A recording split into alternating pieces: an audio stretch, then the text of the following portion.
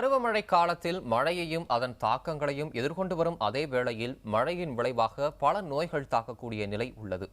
எப்படிப்பட்ட உடல்நலக் கோளாறுகள் வரக்கூடும் என்று இப்போது பார்க்கலாம். இயற்கையின் கொடையான மழை பூமியை உயிர்ப்பிக்கும் மகா சக்தியாக உள்ளது. மழையை வரவேற்கும் அதே நேரத்தில் மழைக்கால முன்னேற்பாடுகளிலும் கவனம் இருப்பது அவசியம் என்கிறார்கள் மருத்துவர்கள்.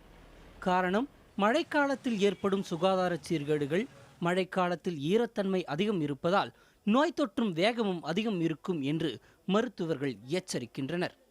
மழைக்காலங்களில் கொசு உற்பத்தி அதிகமாக இருக்கும். மேலும் ஈக்களின் உற்பத்திகள் அதிகமாக இருக்கும்.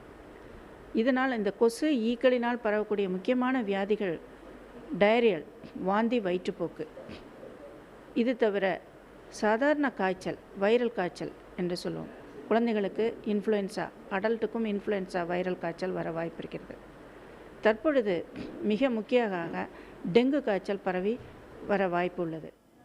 இது தவிர செரிமான பிரச்சனைகள் உட்பட மேலும் பல சுகாதார சீர்கேடுகள் ஏற்படும் வாய்ப்பும் இருப்பதாக மருத்துவர்கள் கூறுகின்றனர். ரெஸ்பிரேட்டரி, சாதாரண மூச்சு திணறக்கூடிய காய்ச்சல், ஆஸ்துமா வியாதி, மேலும் பாக்டீரியல் வியாதி, மலேரியா, கொசு உற்பத்தினால் ஏற்படக்கூடிய மலேரியா வியாதி, இவைகளெல்லாம் இந்த மழை காலங்களில் மிக முக்கியமாக ஏற்படக்கூடிய வியாதி.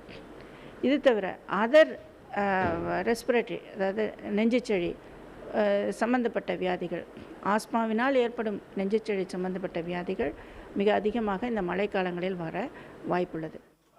தண்ணீரை காய்ச்சி குடித்தல், வீட்டில் சமைத்த உணவு வகைகளையே உண்பது, சூடான உணவுகளை சாப்பிடுவது, வீடு மற்றும் சுற்றுச்சூழலை சுத்தமாக வைத்திருப்பது போன்றவை மழைக்காலத்தில் கட்டாயம் கடைபிடிக்க வேண்டும் என்கிறார்கள் மருத்துவர்கள்.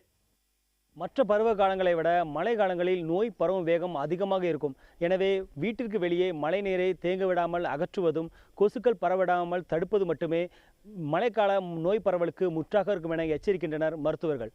புதிய தலைமுறைக்காக ஒளிப்பதிவாளர் சங்கருடன் நெல்லையிலிருந்து நாகராஜ்.